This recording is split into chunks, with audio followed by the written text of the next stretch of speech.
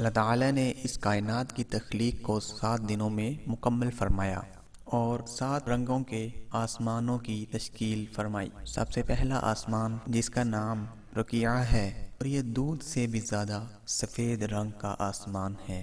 دوسرے آسمان کا نام فیدوم یا معون ہے اور وہ ایسے لوہے کا ہے جس سے روشنی کی شعاعیں پھوٹتی ہیں۔